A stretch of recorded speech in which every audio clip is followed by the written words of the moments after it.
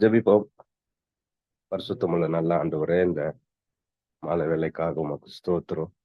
குடும்பமாய் உம்முடைய சமூகத்தில் வரும்படி எங்களுக்கு பாராட்டின கிருபைக்காக ஸ்தோத்திரப்பா. உம்முடைய வார்த்தைகளை தியானிக்க நாங்க வந்திருக்கிறோம். எங்க கூட நீங்க பேசுங்க. வார்த்தை கொடுக்கிற மகனை நீர் மறைத்து வெளிப்படும்படி நாங்க ஜெபம் பண்ணுகிறோம்ப்பா. உடைய வார்த்தை எங்களோடு இடைப்படட்டும். உடைய இருதயமும் எங்களுடைய சிந்தனையும் பரிசுத்த ஆவியானவர் ஓப்பனா வைத்து உடைய வார்த்தையை ஏற்றுக்கொள்ள அதன்படி நடக்க எங்களுக்கு நீங்க உதவி செய்யுங்க. உடைய நாமம் மகிமைப்படட்டும். ஆரம்பம் முதல் முடிவு மட்டும் எந்த விதமான டெக்னிக்கல் இஷ்யூ வராதபடிக்கு நல்லபடியா இந்த மீட்டிங் நடக்க ஆவியான உதவி செய்யும். இயேசுவின் நாமத்தில் வேண்டுகிறோம் பிதாவே. ஆமென். ஆமென். நல்லதொரு ஜபத்தை ஏறெடுத்த சகோதரரையும் அவர் செய்கிற ஊழியங்களையும் தேவன் ஆஸ்வதிப்பாராக. இந்த கூடுகையின் சார்பாக உங்களுக்கு நன்றியை தெரிவித்து நம்ம இந்த வாரம் தலைப்புக்குள்ள போறதுக்கு முன்பாக ஸ்கிரீன் ஷேர் பண்ணிட்டு இந்த தலைப்பின் கிளம்புவோம்.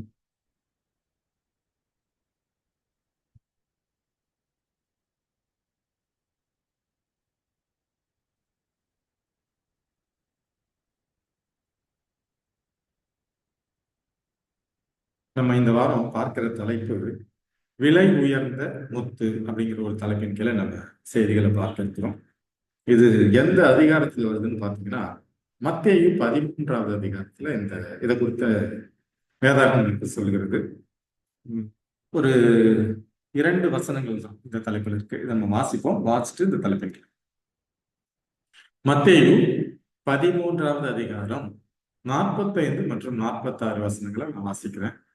மேலும் பரலோக ராஜ்யம் நல்ல முத்துக்களை தேடுகிற வியாபாரிக்கு ஒப்பாயிருக்கிறது. அவன் விலை உயர்ந்த ஒரு முத்தை கண்டு போய் தனக்கு உண்டான எல்லாவற்றையும் விற்று அதை கொள்ளுகிறான். இதுதான் இந்த 2 வசனங்கள்ல நம்ம பார்க்கிறோம். இதுல ஒரு 3 விஷயங்கள் தான் வருது. ஒண்ணு பரலோக ராஜ்யம், அடுத்தது முத்து, இன்னொரு வியாபாரி. இந்த 3 விஷயம் தான் அதுல வருது. அது என்ன மாதிரி முத்துன்னா விலை உயர்ந்த முத்து. இந்த அளவுக்கு விலை உயர்ந்த ஒரு முத்தை ஒரு வியாபாரி தேடி கண்டுபிடிக்கிறார். இதுதான் இந்த தலைப்புல வரும். சோ இதுல தேவன் நமக்கு என்ன பாடத்தை வைத்திருக்கிறாருன்றத நம்ம இந்த தலைப்பின் கீழே பார்க்கலாம்.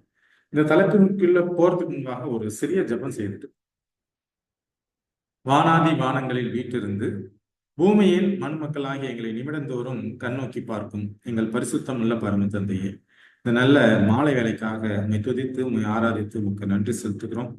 ஆண்டவரே, ஏதோ ஒரு இடத்துல இருந்த பாவத்துல கிடந்த எங்களை தேவன் தூக்கி எடுத்து எங்களுக்கு சத்தியத்தை சொல்லிக் கொடுத்து ஜீவனுக்கு போற பாதையை காண்பித்து அதில் நடத்தியும் வருகிறோம் சுவாமி. அதற்காக நமக்கு நன்றி செலுத்துகிறோம்.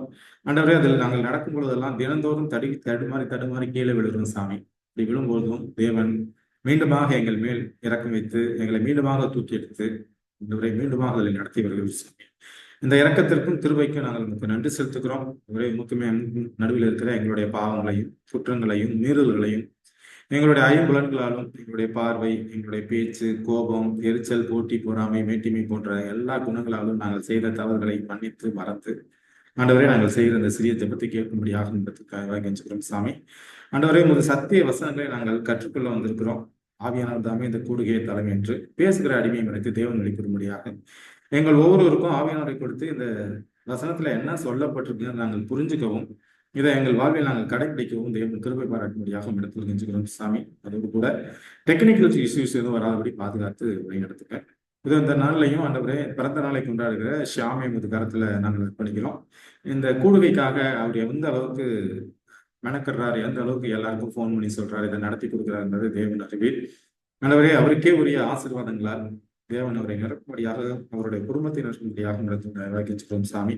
நல்ல சுகத்தையும் நல்ல மனநலத்தையும் உடல் நலத்தையும் தேவன் அவருக்கு கொடுத்து மேலும் அவர் ஊழியத்தை செய்யவும் இன்னும் சத்தியத்துல வளரவும் நமக்கு பிரியமாக வாழவும் அவர் மூலமாக நிறைய ஆத்தும ஆதாயம் நடைபெறவும் தேவன் உதவி செய்யும்படியாக சாமி. தொடர்ந்து பாதுகாத்து வழிநடத்தும்படியாக இரட்சகரும் மீட்பருமாகிய இயேசு கிறிஸ்துவின் நாமத்தில் கெஞ்சுகிறோம் நல்ல பிதாவே.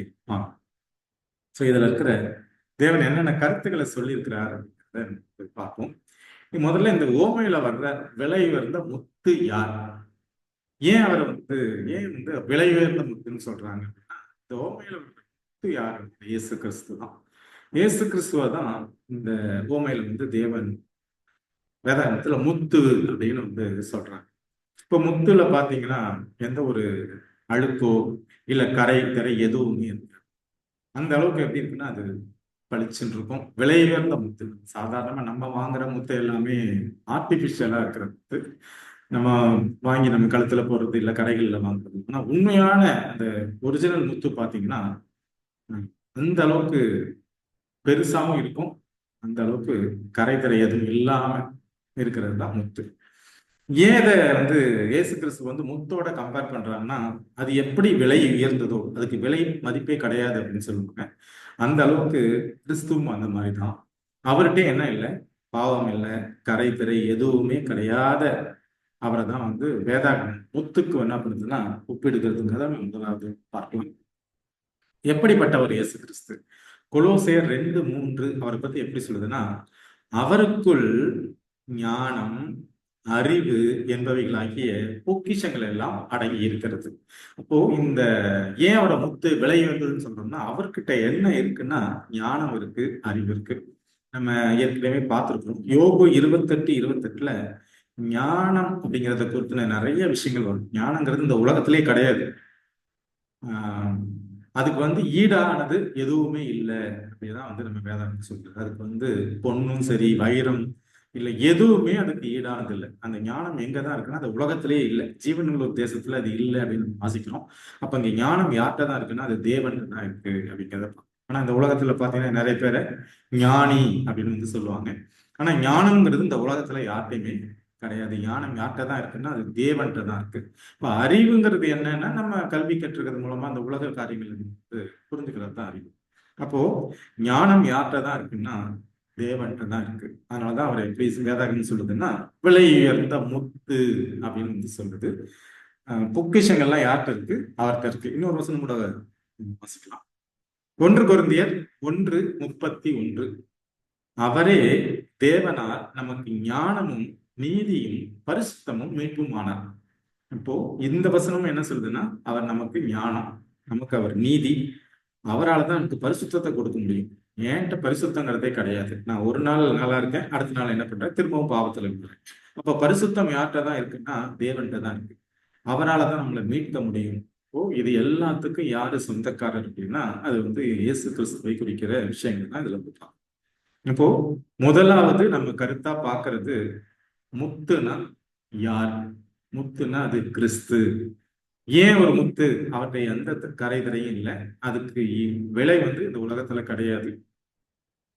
அவர்கிட்ட தான் என்ன இருக்கு? ஞானம் இருக்கு, நீதி இருக்கு, பரிசுத்தம் இருக்கு, அறிவு எல்லாமே யார்கிட்ட தான் இருக்குன்னா தேவன்கிட்ட தான் இருக்கு. அதனாலதான் அதை வந்து நம்ம முத்து அப்படின்னு வந்து சொல்றோம். இரண்டாவதா பாக்குறது நம்ம யாரை பாக்குறோம்னா அந்த வசனத்துல பாத்தீங்கன்னா வியாபாரி அப்படிங்கிறது யாருன்னு இந்த இடத்துல எபிரேயர் 1:3 வாசிப்போம்.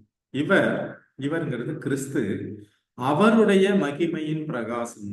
யாருன்னா அவர்னா இவர் இயேசு கிறிஸ்து பிதாவுடைய மகிமையின் பிரகாசம் அவருடைய தன்மையின் சொரூபமாய் இருந்து சர்வத்தையும் தம்முடைய வல்லமையுள்ள வசனத்தினாலே தாங்குகிறவராய் தம்மாலே தாமே நம்முடைய பாவங்களை நீக்கும் சுத்திகரிப்பை உண்டு பண்ணி உன்னதத்தில் உள்ள மகத்துவம் அவருடைய வலது பரிசத்துல இருக்காங்க. இப்போ இவர்கிட்ட வந்து ஞானம் அறிவு மட்டுங்கிறத விட அவர் வந்து அன்பான தேவன். இவர் மூலமாக நம்ம பிதாவுடைய அந்த அன்பை வந்து பார்க்கணும். ஏன்னா இவர் எப்படி இந்த உலகத்துல வாழ்ந்தார்? ஒரு பாவமும் செய்யல. காலையில அவர் வந்து தூங்க கூட விடல. நீங்க ஒரு சில மார்க் 1 அதிகாரத்தை எடுத்து வாட்சி பார்த்தீங்கன்னா காலையில் எழுந்திருக்கிறாரு, பிரசங்கம் பண்றாரு. ஒரு ஆலயத்துல போய் பிரசங்கம் பண்றாரு. இந்த 1 அதிகாரத்துல மார்க் 1 அதிகாரத்துல 15 45 வரைக்கும் பாத்தீங்கன்னா பிரசங்கம் பண்றாரு. பிரசங்கம் பண்ணி முடிச்ச உடனே அவங்க பேதுருடைய மாமிக்கு ஜுரம் இருக்கு, அங்க வர்றாரு. அவர் வந்திருக்கிறாருன்னு தெரிஞ்ச உடனே சுத்து பத்து இருக்கிற எல்லா கிராமங்கள்ல இருந்து கொண்டு வந்து என்ன பண்றாருன்னா அவருக்கு முன்னாடி வியாதியஸ்தர்களை கொண்டு குடிக்கிறாங்க. கொஞ்சம் கூட அவர் வந்து முகம் சுளிக்காம எல்லா வியாதியஸ்தரையும் என்ன பண்றாருன்னா தேவன் குணமாக்குறாரு. ஹாஸ்பிட்டலுக்கு போறோம், அந்த சாப்பிட்ற நேரம் வந்துருச்சுனாலே எப்பா டோக்கனை எடுத்துங்க, இதுக்கு மேல என்னால பார்க்க முடியாது. இத்தனைக்கு பணம் வாங்கிட்டு தான் என்ன பண்றோம் நம்ம வந்து அந்த ஊபியை பார்க்கணும். ஆனா இப்பவே எனக்கு டயர்டா இருக்கு, என்னால முடியல, டோக்கன் எடுத்து நான் வீட்டுல போய் சாப்பிட்டு வரேன், நான் ரெஸ்ட் எடுக்கணும். ஆனா அங்க தேவன் இலவசமாக எதுவுமே எந்த ஒரு பலனையும் எதிர்பார்க்காம தேவன் என்ன பண்றாருன்னா, வருகிற மக்களுக்கு வியாதியஸ்தர்கள் சுகத்தை கொடுத்துக்கிட்டே இருக்கிறார், சத்தியங்களை சொல்லி கொடுத்துட்டே இருக்காரு. எப்போன்னா பொழுது முடிந்து ராத்திரி வரைக்கும் மக்கள் வந்துட்டே இருக்காங்க. அதுக்கப்புறம் அவர் எப்போ படுக்கிறாருன்னு தெரியல. ஆனா காலையில அதிகாலமே எழுந்து என்ன பண்றாருன்னா, ஒரு மலை மேல போயிட்டு இருட்டோட எழுந்திருச்சு போய் தனிமையா உட்கார்ந்து ஜெபம் பண்றாரு. அவருடைய அந்த உலகத்துல அவர் அளவுக்கு பிஸியான யாருமே கிடையாது. அந்த அளவுக்கு ஒரு பிஸியஸ்ட் பர்சன். அது எதுக்கு சொல்ல வரேன்னா, தேவன் எவ்வளவு அன்பானவர், எவ்வளவு இரக்கம் உடையவர். அவருடைய உலகத்துல அவர் வாழ்ந்த அந்த அன்பை வச்சு பிதா எப்படி அன்பானவர் புரிஞ்சுக்கணும். அதனாலதான் இவர் அவருடைய மகிமையின் பிரகாசமும் அவருடைய தன்மையின் சொரூபமா இருக்கு. அப்ப உலக தேவனை நம்ம அவருடைய ஸ்தானத்துல வச்சு நம்ம பார்க்க முடியல. அவர் எப்படி இருப்பாருன்னு தெரியாது, எந்த அளவுக்கு அன்பா இருப்பாருன்னு தெரியாது. ஆனா கிறிஸ்துவ மூலமாக நம்ம புரிஞ்சுக்கணும் இந்த உலகத்துல அவர் வாழ்ந்தப்ப எப்படி இருந்தாரு. சோ அந்த அளவுக்கு அவர்கிட்ட என்ன இருந்துச்சு? அன்பு இருந்தது, அவர்கிட்ட ஞானம் இருந்தது, அவர்கிட்ட பரிசுத்தம் இருந்தது. இதனாலதான் அவர் யாரு? அவர் விலையுயர்ந்த முத்துக்கு ஒப்பாக இருக்கிறார் அப்படிங்கிறது. இரண்டாவது வியாபாரி. இந்த வியாபாரிக்கு முன்னால இப்பேற்பட்ட அன்பான தெய்வம் இந்த உலகத்துல வந்திருந்தார். ஆனா நிறைய பேர் என்ன பண்ணலன்னா அவரை ஏத்துக்கல. இதுல அவர் தமக்கு சொந்தமானதிலே வந்தார், அவருக்கு சொந்தமானவர்கள் அவரை ஏற்றுக்கொள்ளவில்லை. அவருக்கு சொந்தமானவர்கள் அந்த காலத்துல யூதர்கள். ஆனா இன்னைக்கும் உலகத்துல எத்தனை பேர் இயேசு கிறிஸ்துவை ஏத்துக்கிறாங்க? நிறைய பேர் இயேசு கிறிஸ்துவை ஏத்துக்கல. இன்னும் இன்னைக்கு கிறிஸ்தவர்களா இருக்கிறவங்க என்ன பண்றாங்கன்னா, மற்ற புனிதர்கள்னு சொல்லக்கூடியவங்களுக்கோ இல்ல இயேசு கிறிஸ்துவோடைய தாயாருக்கு கொடுக்கிற முக்கியத்துவத்தை கூட என்ன பண்ணலன்னா இயேசு கிறிஸ்துக்கு கொடுக்கல. அந்த காலத்துல யூதர்கள் அவரை ஏத்துக்கலங்கிறது ஒரு பக்கம் இருந்தாலும், இந்த நாள்ல உலகத்துல இயேசு கிறிஸ்துவ தெரியாத எத்தனையோ ஜனங்கள் உலகத்துல இருக்கிறாங்க. ஊர்ல எவ்வளவு பேர் இருக்காங்க. சோ அந்த அளவுக்கு இன்னைக்கும் அவரை ஏத்துக்காத மக்கள் இருக்கிறார். எப்பேற்பட்ட தெய்வம் இந்த உலகத்துக்கு வந்திருக்கிறார். மற்ற தெய்வங்களை நம்ம பாக்குறோம். வர்றவங்க ஒரு பணக்கார வீட்டுல தான் வருவாங்க. நிறைய தெய்வங்களை நம்ம பார்த்தோம். மற்ற சமயத்துல உள்ள தெய்வங்கள் எல்லாம் பாத்தீங்கன்னா அவங்க எங்க பிறப்பாங்கன்னா எல்லாருமே ஒரு ராஜா வீட்லயோ இல்ல ஒரு பெரிய பணக்காரங்க வீட்டுல தான் பிறந்திருக்காங்க. நம்மளுடைய தெய்வம் தான் எங்க பிறந்திருக்கிறாருன்னா ஏழை வீட்டுல, ஒரு வேளை சாப்பாடு கூட இல்லாத ஒரு வீட்டுல அவர் பிறந்து என்ன பண்றார்? இந்த 3 வருடம் அவர் மக்களுக்காகவே வாழ்ந்தார், மக்களுக்கு ஊழியத்தை செய்தார். எத்தனையோ வியாதியஸ்தர்களை என்ன பண்றாருன்னா சுகமாக்குறார். அவங்க பரலோக பாதையில் நடத்துறாங்க வாசிக்கும். திரும்ப யோவான் 1:5 அதே தான் சொல்லுது. அந்த ஒளி இருளிலே பிரகாசிக்கிறது, இருளானது அதை பற்றி கொள்ளவில்லை. இப்போ ஒளியும் உலகத்துல இருக்கு. ஒளின்னா இயேசு கிறிஸ்து. இயேசு கிறிஸ்துவ என்னென்ன வார்த்தைகள்ல இங்க சொல்றாங்கன்னு பாத்தீங்கன்னா, முத்து அப்படின்னு சொல்றாங்க. அடுத்தது ஞானம், அறிவு, பரிசுத்தம். அடுத்தது எவ்வளவு தூரம் அன்பானவர். அடுத்தது அவர் ஒளி. இங்க இருந்தாலும் நிறைய பேர் அவரை பற்றி கொள்ளல. ஆனா அதை பற்றி கொள்றதுக்கான வாஞ்சை உள்ள ஆட்களும் இருந்திருக்காங்க. எக்ஸாம்பிள் பார்க்கணும், அந்த கர்னலியு அப்படிங்கிற ஒரு மனுஷன். அவன் ஒரு ரோமன், யூதன் கூட கிடையாது. ஆனா அவன் அவ்வளவு வாஞ்சையா இருந்து ஜெபம் பண்ணும்போது தேவன் என்ன பண்றாருன்னா பேதுரு அந்த இடத்துக்கு அனுப்புறாரு. நிறைய பேர் அவரை தேடினவர்களும் அவர் மேல வாஞ்சையா இருந்தவங்க இருக்கிறாங்க. கொர்நேலியு பார்க்கலாம். அடுத்தது கந்தாகி மந்திரி, வேற ஒரு நாட்டுடைய மந்திரி இந்த ஊருக்கு வராரு எருசலேமுக்கு. அவர் அந்த வேதாகமத்தை எடுத்து படிக்கும் பொழுது பிலிப்பு பரிசுத்தாவினரை கொண்டு போய் அந்த தேர்கிட்ட விடுறாரு. அவர் உடனே ஞானஸ்தானம் எடுக்கிறாரு. அப்போ அந்த காலத்துல வாஞ்சை உள்ள ஆட்களும் இயேசு கிறிஸ்து வாழ்ந்து முடிந்த அந்த காலகட்டத்துல இருந்திருக்காங்க. சோ அதே போல இப்பவும் அவரை ஏற்றுக்காத ஜனங்களும் இந்த உலகத்துல இருக்கிறாங்க. அவர் மேல வாஞ்சையா இருக்கிற ஜனங்களும் என்ன பண்றாங்கன்னா ஏற்றுக்கிறாங்க இருக்கிறாங்க.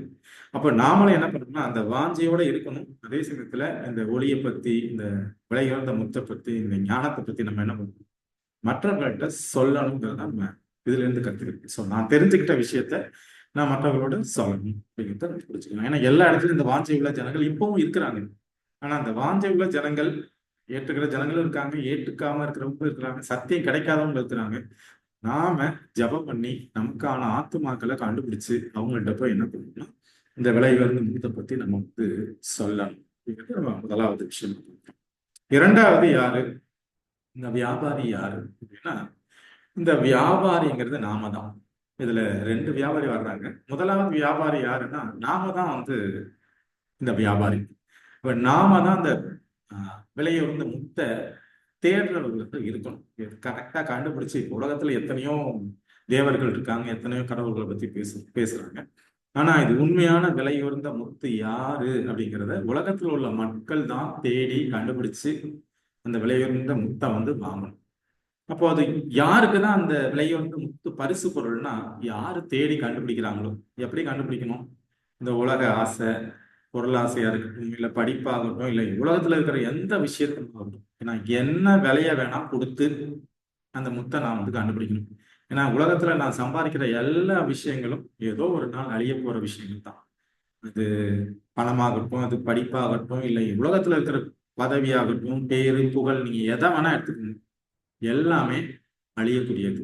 அழியாத ஒண்ணே ஒண்ணு எதுன்னா அது வந்து இயேசு கிறிஸ்து தான். அப்போ அந்த ஓமையில வர்ற வியாபாரி எப்படி ஒரு விலையுயர்ந்த உயர்ந்த முத்தை தேடுற ஒரு மனுஷனா இருந்தாலும், அதே போல இந்த உலகத்துல வாழ்ற நம்மளும் இயேசு கிறிஸ்துவுக்காக எதை வேணா நம்ம வந்து விட்டுறலாம். ஏன்னா அந்த அளவுக்கு அது விலை உயர்ந்த பொருள் அப்படிங்கிறது நம்ம இதுல நம்ம வசனத்தோட பார்ப்போம். அடுத்தது பொருளுக்கான விலை என்னன்னா, விலையே கிடையாது. விலைனா உலகத்துல இருக்கிற பொருட்களை வச்சோ இல்ல பணத்தை வச்சோ நகை வச்சோ என்ன பண்ண முடியாது, இந்த முத்தை வாங்க முடியாது. ஆனா பரிசு பொருளுக்கான விலை எது அப்படின்னா ஒண்ணுமே இல்லை. நம்ம எல்லாத்தையும் விட்டுட்டு அவரை தேடினாலே போதும், அந்த முத்தை நம்மளால என்ன பண்ண முடியும்னா அடைய முடியும். இப்போ வியாபாரி யாருன்னு பார்க்கலாம், யாருக்கு அது பரிசு பொருள்னு பார்க்கலாம். பரிசு பொருளுக்கான விலை என்னன்னு எசாயா 55:1 மற்றும் 2 வசனங்களை வாசிப்போம். ஓ தாகமா இருக்கிறவர்களே, நீங்கள் எல்லோரும் தண்ணீர்கள் அன்றைக்கு வாருங்கள். பணம் இல்லாதவர்களே, நீங்கள் வந்து வாங்கி சாப்பிடுங்கள். நீங்கள் வந்து பணமும் இன்றி விலையும் இன்றி திராட்சை ரசமும் பாலும் கொள்ளுங்கள். நீங்கள் அப்பம் அல்லாததற்காக பணத்தையும் திருப்தி செய்யாத பொருளுக்காக உங்கள் பிரயாசத்தையும் செலவழிப்பானேன்.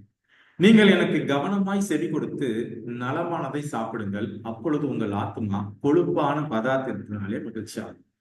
இப்போ யாரெல்லாம் தாகமா இருக்கிறாங்க தேவன் மேல, அவங்க எல்லாம் என்ன பண்ணணும்? அங்க வரணும். யார்கிட்ட? தேவன்.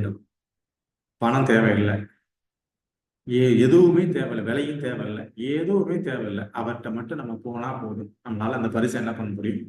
பெற்றுக்கொள்ள முடியும். ஆனா இன்றைக்கு நாம அந்த முத்தை விட்டுட்டு அப்பம் அல்லாததுக்காக பணத்தையும் திருப்தி செய்யாத பொருளுக்காக உங்கள் பிரயாசத்தையும் செலவழிப்பானேன் அப்படின்னு ஏசாயா பேசுறாருன்னா, நாம இன்னைக்கு வந்து முத்தை விட்டுடுறோம். அதை விட்டுட்டு உலக பணத்தையும் உலக பொருளுக்காகவும் உலக படிப்புக்காகவும் நம்ம நிறைய நேரம் மெனக்கிறோம். நம்ம பிள்ளைகளை படிக்க வைக்கிறோம், நீங்களாகட்டும் நாங்க. ஆனா நம்ம எந்த அளவுக்கு பிள்ளைகளை சத்தியத்துல வளர்க்குறோம், இல்ல ஜெபம் பண்ணுங்க, இல்ல சத்தியத்தை படிங்க அப்படின்னு நம்ம சொல்லி கொடுக்குறோம்னா இல்ல. அப்போ இரண்டு பக்கம், ஒரு பக்கம் உலகம், உலக ஐஸ்வர்யங்கள், உலக களியாட்டுகள், உலக பணம். இன்னொரு பக்கம் வெளியே ஒரு முத்து. அந்த முத்துக்காக நம்ம எந்த அளவுக்கு எஃபோர்ட் போடுறோம், நாமளாகட்டும் நம்ம பிள்ளைகளுக்காக. ஆனா இதை விட்டு நம்ம உலக அப்பமில்லாததற்காக பணத்தையும் திருப்தி செய்யாத பொருளுக்காக உங்கள் பிரயாசத்தையும் செலவழிப்பானேன்னா நம்ம இதை விட்டுட்டு என்ன பண்றோம்? மற்ற விஷயங்கள்ல தான் நம்ம வந்து நடக்குது. எல்லாரும் போற பாதையில தான் நம்ம போற முடியும், நம்ம ஆப்போசிட் பாதையில போறது இல்லை. அப்ப எல்லாரும் போற பாதையில நம்ம போகாம நாம என்ன பண்றோம்?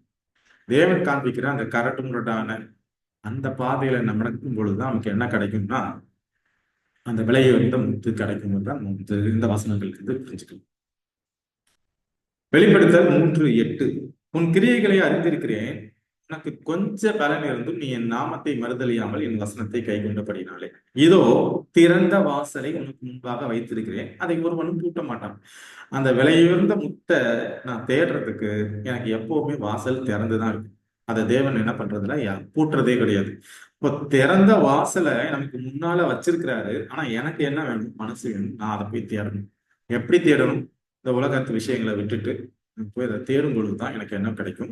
அந்த முத்து கிடைக்கும், இந்த கிறிஸ்து கிடைப்பார் அப்படிங்கிறத நம்ம இந்த வசனத்துல இருந்து புரிஞ்சுக்கிறோம். எப்படி தேடணும், என்னத்தை கிடைக்குங்கிறத நம்ம அடுத்த வசனத்துல பார்ப்போம். வெளிப்படுத்தல் 3:18 நீ ஐஸ்வர்யவானாகும்படிக்கு நெருப்பிலே புடமிடப்பட்ட பொன்னையும் உன் நிர்வாணமாகிய அவலட்சணம் தோன்றாதபடிக்கு நீ உடுத்திக் கொள்வதற்கு வெண் வஸ்திரங்களை என்னிடத்திலே வாங்கிக் கொள்ளவும், நீ பார்வை அடையும்படிக்கு உன் கண்களுக்கு கலிக்கம் போடவும் வேண்டும் என்று உனக்கு ஆலோசனை சொல்லிக்கிறேன். இப்ப நம்மளுடைய இந்த நிலைமை என்னன்னா, நான் வந்து ஐஸ்வர்யமா, ஏன்னா என்கிட்ட உலக கல்வி இருக்கு, உலக பணம் இருக்கு, உலக சொத்து பத்துக்கள் இருக்கு.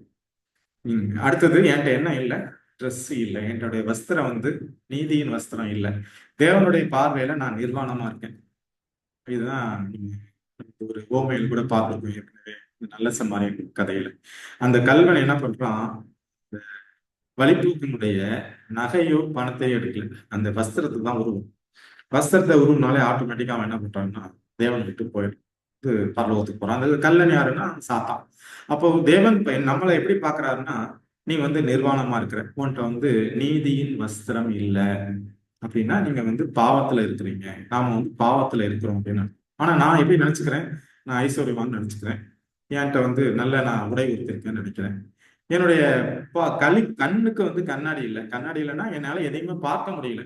இப்ப இதுக்காக தான் தேவன் என்ன சொல்றாருன்னா, நீ ஐஸ்வர்யவனாகும்படிக்கு அப்படின்னா நீ தேவனுக்கு பிரியமான வாழ்க்கை வாழ்றதுக்காக நீ என்ன பண்ணு, ஏன்டேந்து நீ வஸ்திரத்தை வாங்கிக்கோ, என்னுடைய பார்வையில நீ பாடுதான் இயேசு கிறிஸ்துவில் இருந்த சந்தேகங்களில் இருக்க கிடவுதுன்னு பிலிப்பியர் 2:5 வாசிக்கிறோம். சோ இந்த மாதிரி தான் நம்ம அதை தேவனுக்கு ஆலோசனை சொல்றாரு. இப்போ நான் ஐஸ்வர்யவான் ஆகணும்னா நான் யாரை தேடி போகணும்னா, விலையுறந்த முத்தாகிய கிறிஸ்துவை தேடி போகணும், உலகத்தை தேடி போக கூடாது. அதுக்காக உலக வாழ்க்கை தேவையில்லை அப்படின்னு நான் சொல்லவே வரல.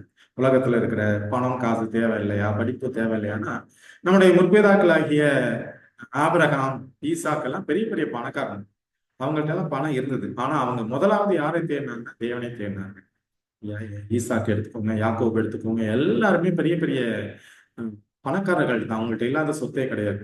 ஆனா தேவன், இப்ப நம்ம தாவீது எடுத்துக்கோங்க, ராஜா, அவர்கள் முதல் முக்கியத்துவம் யாருக்கு கொடுத்தாங்கன்னு தேவனுக்கு கொடுத்தாங்க. இப்ப நான் முதலாவது யாருக்கு முக்கியத்துவம் கொடுக்கணும்னா தேவனுக்கு கொடுக்கணும். அந்த நீதியின் பாதையில நடக்கணும், இந்த முக்த தேடுறதுக்கு நான் முயற்சி எடுக்கணும். அதுக்காக நான் எனக்கு பணமே தேவையில்லை, எனக்கு இந்த உலகத்துல இருக்கிற பொருளே தேவையில்லை, நான் சும்மா இருக்கணும், அந்த மாதிரி ஒரு அர்த்தத்துல நம்ம எடுத்துக்க வேண்டாம். முதலாவது தேவனுக்கு முக்கியத்துவம் கொடுக்கணும், அதுக்கு அடுத்ததுதான் மற்ற காரியங்கள் அப்படிங்கிறத நம்ம இதுல இருந்து புரிஞ்சுக்கிற விஷயம். இப்ப வியாபாரி யாருன்னு நம்ம பார்த்தோம், நாம தான். பரிசு எதுன்னா அது பரிசு பொருள் எதுன்னா அது தேவன். அது அதை வாங்குறதுக்கு எந்த ஒரு பணமும் காசும் தேவையில்லை, நமக்கு முன்பாக அது திறந்துதான் இருக்கு. எனக்கு மனசு மட்டும் இருந்தா போதும், நான் என்ன பண்ண முடியும், அந்த பரிசை என்னால பெற்று கொள்ள முடியும். கல்வி பணம் இவற்றை கொண்டு முத்த வாங்க முடியுமானா கண்டிப்பா வாங்க முடியாது. என்கிட்ட படிப்பு இருக்கு, என்கிட்ட பணம் இருக்கு, நான் கல்வி வயசு இல்ல பணத்தை வச்சு அந்த முத்தை வாங்க முடியும், வாங்க முடியாது. நான் எப்படிதான் வாங்க முடியும், என்கிட்ட தாழ்மை இருக்கணும், என்கிட்ட கிறிஸ்துவின் குணம் இருக்கணும். அதை வைத்து கொண்டு நான் தேவனுக்கு முதலிடத்தை கொடுத்து நான் தேவனை தேடும் பொழுது என்னால என்ன பண்ண முடியும், முத்தை வாங்க முடியும். உலக பொருட்களால ஒரு நாளும் என்ன பண்ண முடியாது, முத்தை வாங்க முடியாது. இந்த உலகத்துல நம்ம இருக்கிற பணத்தை வச்சு வேற எதை வேணா வாங்கணும், உலகத்துல இருக்கிற எல்லாத்தையும் தேவனை நம்மளால வாங்க முடியும், வாங்க முடியாது அப்படிங்கிறத. ஆனா இன்னைக்கு நம்மளுடைய மனநிலை எப்படி இருக்கு, குறிப்பா இந்த வசனங்கள் எல்லாம் லவோதிக்கேயா திருச்சபைக்கு சொல்லப்பட்டிருக்கு, கடைசி காலத்துல வாழ்றவங்களுக்கு சொல்லப்பட்ட விஷயம், கடைசி சபைக்கு. வெளிப்படுத்தல் 3:17. ஆனா நம்மளுடைய நிலை எப்படி இருக்கு, நான் எப்படி அங்க நினைக்கிறேன், நான் ஐஸ்வர்யமானு என்னை நினைச்சுக்கிறேன், நான் திரவிய சம்பன்னு நினைச்சுக்கிறேன். ஆனா உண்மையான நிலைமை எப்படின்னா, நம்ம போன வசனத்துல பார்த்தது, என்கிட்ட என்ன இல்லை, வஸ்திரம் இல்லை, நான் தரித்திரேன், என் கண்ணுக்கு கண்ணுக்கு சரியா தெரியல, இதுதான் நிலைமை. ஆனா ஏன் மனசுல நான் எப்படி நினைச்சுக்கிறேன்னு பாருங்களேன். வெளிப்படுத்தல் 3:17. நீ நிர்பாக்கியம் உள்ளவனும் பரிதபிக்கப்படத்தக்கவனும் தரித்திரனும் குருடனும் நிர்வாணியுமா இருக்கிறதை அறியாமல். இப்ப இன்னைக்கு என்னுடைய நிலைமை, நான் நிர்பாக்கிய நிலைமையில இருக்கிறேன். அடுத்தது நான் பரிதபிக்கப்படத்தக்க அந்த ஒரு நிலையில இருக்கிறேன், நான் தரித்திரனா இருக்கேன், நான் குருடனா இருக்கேன், நான் நிர்வாணியா இருக்கிறேன். யாருடைய பார்வையில, தேவனுடைய பார்வையில நான் இப்படிதான் இருக்கிறேன். ஆனா நான் என்னை எப்படி நினைச்சுக்கிறேன், நான் ஐஸ்வர்யவான் என்றும் திரவிய சம்பன் என்றும் எனக்கு ஒரு குறைவும் இல்லை என்றும் சொல்லுகிறபடியால் என்னுடைய நிலை இன்னைக்கு என்னால எல்லாத்தையும் வாங்க முடியுங்கிற அந்த நிலையில இருக்கிறேன். ஆனா தேவனுடைய பார்வையில நான் எப்படி இருக்கேன், மோசமான நிலைமையில இருக்கிறேன். நம்ம இந்த நிலையை விட்டு நம்ம என்ன பண்ணணும், இந்த விலையுறந்த முத்தை தேடுகிறவர்களாக, அதை பெற்றுக் கொள்ளுகிறவர்களாக நம்ம பாருங்க. மத்திய 21:31 கடந்த முன்னாடி வாச வசனம் தான். ஸோ யாரெல்லாம் ஒரு நல்ல நிலைமையில உலகத்துல இருந்து, அந்த காலத்துல யார் இருந்தாங்க, அந்த பரிசேயர்கள், வேதபாரர்கள், வேத மாணாக்கர்கள் அப்படின்னு சொல்லிக்கிட்டு தெரிஞ்சவங்க என்ன பண்ண போறது இல்லை, பரலோகத்துக்குள்ள போக போறது இல்லை. ஆயக்காரர்களும் வேசிகளும் உங்களுக்கு முன்னே தேவனுடைய ராஜ்யத்தில் பிரவேசிக்கிறார்கள் அப்படின்னு இயேசு கிறிஸ்து சொல்றாரு. அப்போ என்ன வேணும் என்ற போன வாரம் பார்த்தது தாழ்மை வேணும். நான் தேவன்கிட்ட போறது என் மன்னிப்பை பெற்றுக்கொள்ளணும், அவருடைய குணத்தை பிரதிபலிக்கிற, அவருடைய கேரக்டர் பிரதிபலிக்கிற ஒரு வாழ்க்கை முறைக்குள்ள நான் வந்து வரணும். திரும்ப திரும்ப வருங்க டாபிக்கை பார்க்கறதே நம்ம கேரக்டர், என் குணம் கிறிஸ்துவை போல நான் வந்து மாறணுங்கிறதுக்காக தான் இந்த தலைப்பை நம்ம பேசிட்டு இருக்கோம். இப்போ முத்தை நான் எப்படி தேட வேணும்னா, தாழ்மையோடு, இந்த எப்படி ஆயக்காரன் வந்து நீதிமானாக்கப்பட்டு திரும்பினானோ அந்த அளவுக்கு கடவுளுக்கு முன்பாக நான் வந்து என்னை தாழ்த்தணும். நான் அந்த முத்து பெற்றுக்கொள்ளுகிற அந்த வாஞ்சை இருக்கணும். என்கிட்ட பெருமை இருக்கக்கூடாது. நான் உலகத்தை சார்ந்த வாழ்க்கைக்குள்ள இருக்கக்கூடாது. அந்த மாதிரியான ஒரு மனநிலைக்குள்ள நான் வாழும் பொழுதுதான் என்னால என்ன பண்ண முடியும்னா முத்தை தேட முடியுங்கிறத நம்ம இப்படிதான் தேடணும், இப்படிதான் முத்தை கண்டுபிடிக்கணும். அப்படி நம்ம கண்டுபிடிச்சிட்டோம், அப்படி தேடணும். இயேசு கிறிஸ்து சொல்றது போல, வெளிப்படுத்தல் 3:21 சொல்றது போல, நான் ஜெயம் கொண்டு என் பிதாவினுடைய சிங்காசனத்தில் அவரோடு கூட உட்கார்ந்தது போல, ஜெயம் கொள்ளுகிறவன் எவனும் அவனும் என்னுடைய சிங்காசனத்தில் என்னோடு கூட உட்காரும்படி அருள் செய்வேன். இயேசு கிறிஸ்து இந்த உலகத்துல வாழ்ந்த பொழுது பாவம் இல்லாமல் சாத்தான ஜெயிச்சாரு. இந்த போட்டிக்காக தான் அவர் இந்த உலகத்துக்கே வந்ததே. அதனால இந்த பாவத்தை ஜெயிக்க முடியும், கற்பனைக்கு முழுமையாக கீழ்ப்படிய முடியும், எந்த ஒரு பாவமும் செய்ய முடியாது. ஏன்னா அவன் சொன்ன பொய்யே அதுதான். அதனால இந்த கற்பனைகள் பாரமானவைகள். 1 யோவான் 3ஆம் அதிகாரத்துக்கு பாத்தீங்கன்னா என்ன சொல்லுவான்னா, இயேசு கிறிஸ்து என்ன சொல்லுவாங்கன்னா, என்னுடைய கற்பனைகள் பாரமானவைகள் அல்ல. அப்ப அவன் என்ன சொல்றான், சட்டத்திட்டத்தின்படி எல்லாம் ஒரு மனுஷனாலையும் வாழ முடியாது. நீங்க போடுறதெல்லாம் எப்படி ஒரு மனுஷனால பொய் சொல்லாம வாழ முடியும்? இதுதான் அவன் சொல்ற பொய். ஆனா அந்த பொய்யங்கிறது வந்து எந்த பாவமும் செய்யாம அவர் என்ன பண்றாருன்னா ஜெயிக்கிறார். ஜெயிச்சு எங்க போய் உட்கார்றாரு, பிதாவோட சிங்காசனத்துல அவரோட கூட உட்கார்ந்தது போல நானும் அவருடைய அந்த பாதசூடுகளை பின்பற்றும் பொழுது, அவர் எப்படி இந்த உலகத்துல வாழ்ந்தாரோ அந்த சிந்தனை, அந்த மனசு எனக்கு வரும் பொழுது நானும் என்ன பண்ணேன், அவரு கூட உட்கார்றதுக்கு தேவன் எனக்கு கிருபை செய்வார், அருள் செய்வார் அப்படின்னு இந்த வசனத்துல பார்க்கணும். இப்போ இதுல பாத்தீங்கன்னா வியாபாரி யாரு? நாம. முத்து யாரு? இயேசு கிறிஸ்து. இப்போ இந்த அப்படியே நீங்க ரிவர்ஸ்ல பாத்தீங்கன்னா, இயேசு கிறிஸ்துவும் முத்தை தேடுபவராக இருக்கிறார். எப்படி முத்தை தேடுகிறவராக இருக்கிறார்? அவரும் தனக்கான முத்தை இந்த உலகத்துல தேடிக்கொண்டிருக்கிறார். யார்கிட்ட இருந்து? நம்மள்ட்ட இருந்து. அப்போ நீங்களும் நானும் இயேசு கிறிஸ்து தேடுகிற முத்தாக மாறணும். அப்போ அந்த கேரக்டர்ல நான் வரணும். இதுதான் நம்ம வந்து இதுல இருந்து புரிஞ்சுக்கிறது. இப்போ இயேசு கிறிஸ்துங்கிறவரு, நம்ம இயேசு கிறிஸ்துவ இதுல முத்தா பாக்குறோம், விலை உயர்ந்த முத்தா. அதை நம்ம தேடணுங்கிறத பார்த்தோம். எப்படி தேடணும்? உலகத்தை சாராம எப்படி தேடணும்? இந்த முத்தை வாங்குறதுக்கு ஏதாவது விலை இருக்கா அப்படிங்கிறதெல்லாம் நம்ம பார்த்தோம். அதெல்லாம் எதுவும் இல்லை அப்படிங்கிறத பார்த்தோம். ஆனா இங்க நாமளும் அந்த முத்தை போல, கிறிஸ்துவை போல மாறணும். அப்ப கிறிஸ்துவும் தனக்கான அவர் ஒரு ராஜ்யத்தை ஸ்தாபிக்க போறார். அந்த ராஜ்யத்துக்கான குடிமக்களை தான் இப்ப தெரிந்தெடுத்துக்கிட்டு இருக்கிறார். அந்த ராஜ்யத்துக்கான குடிமக்களாக நாம மாறணுங்கிறதுக்காக தான் இந்த பைபிள் ஸ்டைல உட்காரம். இப்ப அந்த ராஜ்யத்துக்கான குடிமக்களா நான் மாறணும்னா என்கிட்ட என்ன இருக்கக்கூடாது? கரை திரை எதுவும் இருக்கக்கூடாது. என்கிட்ட பாவம் இருக்கக்கூடாது. பாவத்தை விட்டு நான் முழுமையாக வெளியே வரணும். இந்த வெளியே வர்றதுக்கான வாஞ்சை என்கிட்ட இருக்கு. அந்த வாஞ்சை தினந்தோறும் நான் வந்து ஒவ்வொரு நாளும் பரிசுத்திற்கு மேல் பரிசுத்தாங்க. 1 சாமுவேல்ல 1 ராஜாக்கள் வாசிக்கணும். எனக்கு கரெக்டா ஞாபகம். தாவீது ஒரு தவறு செய்கிறார். எதுன்னா அந்த பத்சேபேல் விஷயத்துல, ஊரியாவுடைய மனைவி விஷயத்துல ஒரு தவறு செய்கிறார். அந்த ஒரு தவறுக்கு அப்புறம் அவர் வந்து தேவனுக்கு முன்பாக மாசாற்றவராக இருக்கிறாருன்னு ஒரு விஷயம். எந்த ஒரு தப்புமே அதுக்கப்புறம் அவர் செய்யல. ஆனா நம்மளுடைய நிலைமை இப்படி இல்லை. ஒரு விஷயத்துக்காக தேவன்கிட்ட மண்டிட்டு மன்னிப்பு கேட்கறது, திரும்பவும் நாளைக்கு அதே விஷயத்த தான் செய்யறோம். ஏன் மண்டிட்டு கேட்டுட்டு ஒரு 1/2 மணி நேரத்துல திருப்பி அதே விஷயத்த தான் செய்யணும். சோ அந்த மாதிரி இல்லாம நாம ஆண்டவராக இயேசு கிறிஸ்துடைய ராஜ்யத்துக்கு நம்மளை தகுதியுள்ளவர்களாக மாற்றுவதற்கு முயற்சி எடுக்கணும். அதுக்கான பலத்தை வந்து நம்ம தேவன்கிட்ட பெற்றுக்கொண்டு நாமளும் என்ன பண்ணணும், இயேசு கிறிஸ்து தேடுகிற முத்தாக நாம என்ன பண்ணணும்னா மாறணும் அப்படின்னு. அப்படி நம்ம மாறிட்டோம்னா நமக்கு என்ன கிடைக்கும்? சகரியா 3:9-16. அந்நாளில் அவர்களுடைய தேவனாகிய கர்த்தர் தம்முடைய ஜனமான மந்தையாகிய அவர்களை ரட்சிப்பார். அவர்கள் அவருடைய தேசத்தில் ஏற்றப்பட்ட கொடிகளின் கிரீடத்தில் பதிந்திருப்பார். அப்படி நான் முத்தா மாறினா நான் என்ன பண்ணுவேன்? பரலோக ராஜ்யத்துல எனக்குன்னு அந்த ஒரு கிரீடம் வைப்பாரு இயேசு கிறிஸ்து. நம்ம என்ன பண்ண முடியும்? நம்ம பரலோகத்துக்குள்ள நுழையும் போது ஒவ்வொருத்தருடைய தலையிலையும் கிரீடத்தை வச்சுதான் அழைச்சிட்டு போவார். அந்த கிரீடத்துல என்ன இருக்கு?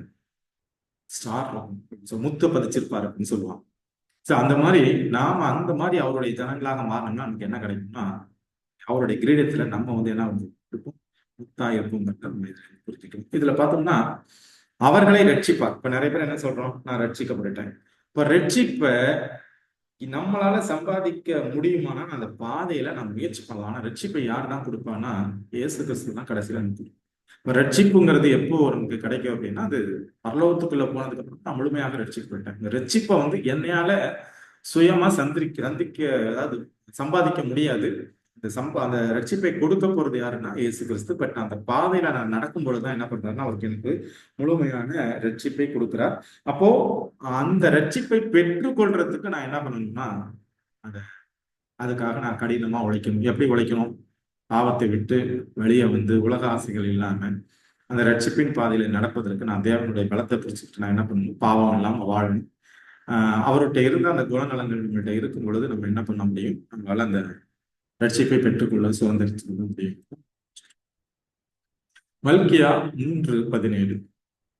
என் சம்பத்தை நான் சேர்க்கும் அந்நாளிலே அவர்கள் என்னுடையவர்களாய் இருப்பார்கள் என்று சேனைகளின் கர்த்தர் சொல்லுகிறார். ஒரு மனுஷன் தனக்கு ஊழியம் செய்கிற தன்னுடைய குமாரனை கடாட்சிக்கிறது போல நான் அவர்களை கடாட்சிப்பேன். அப்ப என்னுடைய சம்பத்தை நான் சேர்க்கும் நாளிலே, அந்த சம்பத்து யாருன்னா நாம தான். அப்ப அந்த சம்பத்தா நான் வந்து மாறணும் அப்படின்னா, நான் வந்து எப்படி இருக்கு என்னுடைய வாழ்க்கையில இருக்கணும், நான் எந்த கேரக்டர் இருக்கணும். திரும்ப திரும்ப நம்ம பேசுறது வந்து என்னுடைய கேரக்டர் கிறிஸ்துவின் கேரக்டர் மாதிரி மாறணும் அப்படிங்கிறத நம்ம முதலாவது புரிஞ்சுக்கணும். இப்ப அவருடைய சம்பத்தா நான் மாறணும்னா, நான் வந்து அவரை தேடுகிறவராக, அவருக்கு முதல் இடம் கொடுக்கிறவராக அப்படி நம்ம வாழ்க்கையில இருந்தாதான் நம்மளால என்ன பண்ண முடியும், நம்ம அவருடைய சிந்தத்தாக மாற முடியும். சரிங்க, இந்த முத்தை வந்து யார் தான் நமக்கு காண்பிக்கிறாங்க? இந்த முத்தை நமக்கு காண்பிக்கிறது யாரு? ஒரு வியாபாரி நம்ம ஒரு முத்தை தேடி கண்டுபிடிக்கிறோம் அப்படின்னா, அந்த முத்தை யாரோட உதவியால தான் நம்மளால கண்டுபிடிக்க முடியும்னா, ஆவியானோட உதவியால தான் கண்டுபிடிக்க முடியும். நம்ம அது வேறொரு தேற்றவாளர் இந்த உலகத்துல வரும்போது, சத்திய ஆவியாக வரும்போது அவர் நம்மை சகல சத்தியத்துக்குள்ளும் நடத்துவார் அப்படின்னு வசனம் சொல்கிறது. அப்போ இந்த முத்தை நமக்கு யாரு காண்பிப்பா அப்படின்னா, ஆவியானவர். ஆவியானவர் எப்போ என் கூட வருவார், எனக்கு எப்போ அதெல்லாம் செய்வார்னா, ஏன்ட்ட அந்த மாம்சத்தின் கிரிகள் இல்லாம ஆவியின் குணம் என்கிட்ட இருக்கும் பொழுது நமக்கு என்ன பண்ணுவோம்னா, ஒரு முழுமையாக நமக்குள்ள வருவார். இருந்து நமக்கு என்ன பண்ணுவோம்னா அந்த முத்தை காண்பிப்பார். அந்த முத்தை காண்பிக்கிறதுக்கு நமக்கு ஆவியானவருடைய ஒத்தாசை இல்லாம நம்மளால அந்த முத்தை தேடி கண்டுபிடிக்க முடியாது. ஏன்னா வேதாகமத்தை யார் எழுதியிருக்காருன்னா ஆவியானவர் தான் எழுதியிருக்கிறார். வேத வார்த்தைகள் எல்லாம், வேத வசனங்கள் எல்லாம் ஆவியானவர்களால் அருளப்பட்டிருக்குன்னு நம்ம வாசிக்கிறோம். அப்ப அவரோட உதவியோட தான் என்ன பண்ண முடியும், நம்மளால இந்த முத்தை கண்டுபிடிக்க முடியும். சோ ஆவியானவரோடு சேர்ந்து நம்ம என்ன பண்ணணும், முத்தை தேடுறதுல. இப்போ இந்த பழைய காலத்துல பாத்தீங்கன்னா, அந்த இயேசு கிறிஸ்து வாழ்ந்த காலத்துல முத்து அங்க இருந்தப்போ அதை யாரும் கண்டுபிடிக்கல. இந்த 12 அப்போஸ்தலர்கள் அதோட ஒரு சிலர் தான். மற்றபடி யாருமே இந்த முத்தை அவங்களால கண்டுபிடிக்க முடியல. ஆனா அவர் மரித்ததுக்கு அப்புறம் ஆவியானவர் வந்து இந்த பெந்தெகோஸ்தேல தேவன் பொழிந்தருளும் பொழுது இந்த அப்போஸ்தலர்கள் என்ன பண்றாங்கன்னா, அவரை பத்தி சொல்றாங்க. அதாவது நீங்க யாரை கொலை செஞ்சீங்கன்னா அவர் தான் ரட்சகர், அவர் தான் அதிபதி, அவர் தான் மெஸ்ஸியா, அவர் தான் கிறிஸ்து அப்படின்னு சொன்னோன்னா என்ன பண்றாங்க, ஏறக்குறைய 3000 பேர் அன்னைக்கு ஞானஸ்தானம் எடுக்கிறாங்க. இன்னைக்கு நம்ம ஒரு ஆளு சத்தியத்துல கொண்டு வர்றதுக்கே எவ்வளவு கஷ்டமா இருக்கு. அன்னைக்கு பாத்தீங்கன்னா ஒரே ஒரு சின்ன பிரசங்கம் தான். அந்த பிரசங்கத்தினால 3000 பேர் மனசு குத்தப்பட்டு 3000 பேர் வந்து ஞானஸ்தானம் எடுக்கிறாங்கன்னா அது வந்து யாரால நடக்க முடியும்? ஆவியானவர் நடக்கும். இப்ப இஸ்ரவேலுக்கு மனம் திரும்பலையும் பாவ மன்னிப்பையும் மறுக்கிறதுக்காக அவரை அதிபதியாகவும் இரட்சகராகவும் தமது வலது கரத்தினாலே உயர்த்தினார் அப்படின்றதெல்லாம் யாரு சொல்றா? அப்போஸ்தலர்கள் ஆவியானவருடைய வித்தாசையோட இந்த பிரசங்கங்கள்லாம் பண்ணும்போது என்ன பண்றாங்க, நிறைய பேர் இந்த ரட்சகத்துக்குள்ள வருகிறாங்க. அப்போஸ்தலர் 4:32-33 வாசிக்கலாம். விசுவாசிகளான திரளான கூட்டத்தார் ஒரே இருதயமும் ஒரே மனமும் உள்ளவர்களாய் இருந்தார்கள். ஒருவனாகிலும் தனக்குள்ளவைகளில் ஒன்றையும் தன்னுடையது என்று சொல்லவில்லை. சகலமும் அவர்களுக்கு பொதுவாய் இருந்தது. அந்த நாள்ல ரட்சிக்கப்பட்ட ஜனங்கள் என்ன பண்றாங்கன்னா, சபைக்குள்ள வர்றாங்க. ஏகப்பட்ட பேர் இருக்காங்க. எப்படி இருந்தாங்கன்னா, ஒரே இருதயம் ஒரே மனம். நான் எப்படி யோசிக்கிறேனோ அதே தான் ராஜன் சார், அதே தான் ரிச்சர்ட் சார், அதே தான் ஜான்சன் சார், அதே தான் ஷியாம். அப்போ இப்ப நான் இல்லை, இயேசு கிறிஸ்து கிட்ட என்ன சிந்தனை இருந்துச்சோ அதே சிந்தனை அதே மனசு ஒவ்வொருத்தட்டையும் இருந்தாங்க. இதான் ஆதி அப்போஸ்தல சபையுடைய மனநிலை. அதனாலதான் அந்த சபை வந்து பயங்கரமா ஊழியம் செஞ்சது, நிறைய பேர் சத்தியத்துக்குள்ள இருந்தாங்க. சோ இதே நிலைமை கடைசி காலத்துல வரும். அப்போ நாமளும் என்னதான் இருக்கணும், இந்த ஆதி அப்போஸ்தல சபை போல. ஏன்னா இதை எப்படி சொல்லுவாங்கன்னா முன்மாறி அப்படின்னு சொல்லுவாங்க. இந்த பரிசுத்த ஆவியினர் பொழியப்பட்ட அந்த சம்பவத்தை என்ன சொல்லுவாங்கன்னா முன்மாறின்னு அனுபவம். முன்மாறிகள் வந்து பரிசுத்த ஆவியினர் பொழியப்பட்டார். நிறைய பேர் அந்த யாரெல்லாம் அந்த வாஞ்சித்தாங்களோ முத்த பேர்னு அவங்க எல்லாம் என்ன பண்றாங்க, சத்தியத்துக்குள்ள வர்றாங்க. அவங்க எல்லாம் ஒரே இருதயம் ஒரே மனதுள்ளவங்களா இருந்தாங்க. ஒருவனும் என்ன பண்றது இல்லை, இது என்னோடது அப்படின்லாம் சொல்லலை. எல்லாரும் அவங்க முன்னுக்கு இருக்கிறத வித்து கொண்டு வந்து என்ன பண்றாங்கன்னா அப்போஸ்தலருடைய பாதப்படியில போடுறாங்க. கொஞ்சமா 100 ரூபாய் கொடுக்குறவனுக்கு அதே தான், 10,000 கொடுக்குறவனுக்கு அதே தான், 1,00,000 கொடுக்குறவனுக்கு அதே தான். ஸோ அந்த மாதிரி எல்லாமே பொதுவா இருந்துச்சு. கடைசி காலத்திலையும் பின்மாறியின் அனுபவம் வரும் பொழுது நம்மள்கிட்ட இந்த மனநிலை வரும். ஸோ அதுக்காக நம்ம என்ன பண்ணணும்னா வாழ்க்கையிலிருந்து கொஞ்சம் வெளியே வந்து தேவனை முழுமையாக தேடக்கூடிய ஒரு வாழ்க்கைக்குள்ள வரும் பொழுதுதான் என்ன பண்ண முடியும், நம்மளாலே அந்த ஒரு சாட்சியான ஒரு வாழ்க்கையை வாழ முடியும். அவங்களுக்கு இருந்து அந்த மனநிலை வர முடியும். அதற்கு யாரு தேவைன்னா ஆவியானவர் தேவை. அப்போஸ்தலர் 2:47 வாசிக்கிறது போல, தேவனை துதித்து ஜனங்கள் எல்லாரிடத்திலும் தயவு பெற்றிருந்தார்கள், ரட்சிக்கப்படுகிறவர்களை கர்த்தர் அனுதினமும் சபையிலே சேர்த்து. ஸோ யாரெல்லாம் அதை தேடுறாங்க, யாருக்கெல்லாம் அந்த வாஞ்சை இருக்குது, தேவனை தேடக்கூடிய வாஞ்சை, அவர்கள் எல்லாம் விட்டாரு சபைக்குள்ள கொண்டு வராரு. இந்த சபையில இருக்கிற எல்லா ஜனங்களுடைய மனநிலையும் பாத்தீங்கன்னா ஒரே மனசு. அந்த மனசு வந்து நம்மள்கிட்ட வரணும் அப்படிங்கிறது தான் நம்மளுடைய வாஞ்சையா இருக்கு. இப்போ இந்த உலகத்துல பிலிப்பியர் 3:8 வாசிக்கிறது போல, என் கர்த்தராகிய கிறிஸ்து இயேசுவே அறிகிற அறிவின் மேன்மைக்காக எல்லாவற்றையும் நஷ்டம் என்று எண்ணிக்கொண்டிருக்கிறேன். இப்ப இந்த உலகத்துல இந்த விலை உயர்ந்த முத்தாகிய கிறிஸ்துவை அறிகிற அறிவிற்காக இந்த உலகத்துல இருக்கிற எல்லாத்தையும் நீங்க உங்களுக்கு எதெல்லாம் பிடிக்குமோ, எதெல்லாம் நீங்க வந்து அதிகமா விரும்புறீங்களோ, இது எல்லாத்தையும் என்ன பண்ணணும், நஷ்டம் இது, எனக்கு லாபம் யாரு, இயேசு கிறிஸ்து மட்டும்தான் லாபம், மற்ற எல்லாமே எனக்கு நஷ்டங்கிற ஒரு மனநிலையை நமக்கும் வரணும். இது வந்து பவுலுக்கு இருந்ததா பவுல் சொல்றார். என் கர்த்தராகிய கிறிஸ்து இயேசுவை அறிகிற அறிவின் மேன்மைக்காக எல்லாவற்றையும் நஷ்டம் என்று எண்ணிக்கொண்டிருக்கிறேன். நமக்கிட்டையும் இந்த பவுல் கிட்ட இருக்கிற மனநிலைமை வரணும். இந்த உலகத்துல கிறிஸ்துவை அறிகிற அறிவிற்காக, இந்த விலையுறந்த முத்தை நான் அடையணுங்கிறதுக்காக, இந்த உலகத்துல உள்ள எல்லாத்தையும், எனக்கு பிடிச்சமான எல்லாத்தையும், இது நஷ்டம், அதை நான் தேடி போனா எனக்கு நஷ்டம், எனக்கு இதுதான் லாபம், ஆண்டவராகிய இயேசு கிறிஸ்து மட்டும்தான் லாபம் புரிஞ்சு ஒரு சரியான வாழ்க்கை முறைக்குள்ள நம்ம என்ன இந்த டாபிக்ல பார்த்தது. முத்துனா யாரு, அவர் வந்து விலை உயர்ந்த முத்து இயேசு கிறிஸ்து. வியாபாரி யாரு, நாம தான் வியாபாரி. அந்த முத்தை நம்ம வந்து இலவசமா தான் தேவன் நமக்கு தர்றங்கிறார். அதுக்கு நம்ம எதுவும் பணம் காசு கொடுக்க தேவையில்லை, கதவை திறந்தே தான் வச்சிருக்கிறாரு. நான் வந்து அதை தேடும்போது என்னால் அதை என்ன முடியும், பெற்றுக்கொள்ள முடியும். இந்த பக்கம் அப்படியே இதை வந்து யாருடைய ஒத்தாசையோட தேடணும்னா ஆவியானவருடைய ஒத்தாசையோட இந்த முத்தை தேடும் பொழுதுதான் நம்மளால அதை பெற்றுக்கொள்ள முடியும். இந்த முத்தை பெறுவதற்காக இந்த உலக ஆசை பாசங்களை விட்டுட்டு அந்த முத்தை தேடும். இயேசு கிறிஸ்துவ என்ன சொல்றாரு, அவரும் ஒரு வியாபாரியாக அவருக்கு அப்போ நம்மளை வந்து அவர் வந்து முத்தா பாக்குறாரு. எது இதுல முத்தோ அந்த முத்தை அவர் என்ன பண்றாருன்னா தேர்ந்தெடுத்து பரலோகத்துக்குள்ள வச்சுட்டு பார்த்தோம். இப்ப நாமளும் முதலாவது தேவனுக்கு முக்கியத்துவம் கொடுத்து அவரை தேடக்கூடிய பிள்ளைகளாக வாழ்வோம். வாய்ப்பை கொடுத்த தேவனுக்கும் சபையோருக்கும் தெரிவித்துக் கொள்கிறேன். இதுல ஏதாவது சந்தேகங்கள் இருந்தா நம்ம ஜெபம் செய்வோம். மகா பரிசுத்தமும் கிருபையும் இரக்கம் நிறைந்த அருமையான கர்த்தாவே, இந்த இரவு வேளைக்காக நாங்கள் துதிக்கிறோம், ஸ்தோத்திரிக்கிறோம் சுவாமி. ஒரு சிறு குழுவாக இணைந்து உங்களுடைய வேத வசனங்களை தியானிக்கவும், ஆண்டவர் உங்களுடைய பாடல்களை பாடி உங்களுடைய நாமத்தை மகிமைப்படுத்தவும், உங்களுடைய வார்த்தைகளை தியானிக்க நீர் கொடுத்த கிருபைகளுக்காக நன்றி செலுத்துகிறோம். வேதத்தின் மறைபொருள் அறிந்து கூட ஞானத்தை கர்த்தர் எங்களுக்கு தரவிடுமா ஜெபிக்கிற சுவாமி. அருமையான சகோதரர் மூலமாக கர்த்தர் எங்களோடு கூட பேசினீர், அதற்காக நான் நன்றி செலுத்துகிறோம். ஆண்டவருடைய வார்த்தைகள் தெளிவாக ஆண்டவரே எங்கள் உள்ளத்திலே ஆண்டவர் உணர்வை ஏற்படுத்துவதற்காக நான் நன்றி செலுத்துகிறோம் சுவாமி. ஆண்டவரே எஸ்அப்பா, இந்த பரலோக ராஜ்யத்தை ஆண்டவர் நாங்கள் சுதந்திரித்துக் கொள்வதற்கு ஆண்டவர் இந்த உலக காரியங்கள் எல்லாவற்றையும் இழக்க வேண்டிய சூழ்நிலை வந்தாலும் ஆண்டவரே மனமுகுந்து அதை நாங்கள் இழந்து உம்முடைய ராஜ்யத்துக்குள் பிரவேசிப்பதற்கு கர்த்தர் நீர் எங்களுக்கு கிருபை பாராட்ட வேண்டும். ஆட்சேபிக்கிற சுவாமி, ஆண்டவரே, இந்த விலை உயர்ந்த முத்தாகி உம்மை தேடுகிற மக்களாக நாங்கள் வாழ வேண்டும் சுவாமி. ஆண்டவர், உம்மை தேடி கர்த்தாவை உம்மை அண்டிக் கொண்டு ஆண்டவர் உமக்கு பிரியமான ஒரு வாழ்க்கை நாங்கள் வாழ்வதற்கு தேவன் எங்களுக்கு கிருபை செய்தருளும். ஆண்டவர் தாமே எங்களோடு இருந்து கர்த்தாவே நீ ஆலோசனை கர்த்தராய் இருந்து நீர் எங்களை வழிநடத்த வேண்டும். ஆட்சேபிக்கிற சுவாமி, அன்று இந்த கூட்டத்தில் கலந்து கொண்ட ஒவ்வொரு சகோதர சகோதரனுடைய கரத்தில் ஒப்புடுகிற சுவாமி. ஆண்டவருடைய வேத வசனங்களை ஆண்டவர் நாங்கள் கேட்பது மாத்திரமல்ல சுவாமி, அதன்படி எங்கள் வாழ்க்கையை நாங்கள் அமைத்துக் கொள்ள தேவன் கிருபை செய்தருளும். ஆட்சேபிக்கிறேன். இதுல கலந்து கொண்ட ஒவ்வொருவரையும் நீர் ஆசீர்வதிப்பீராக.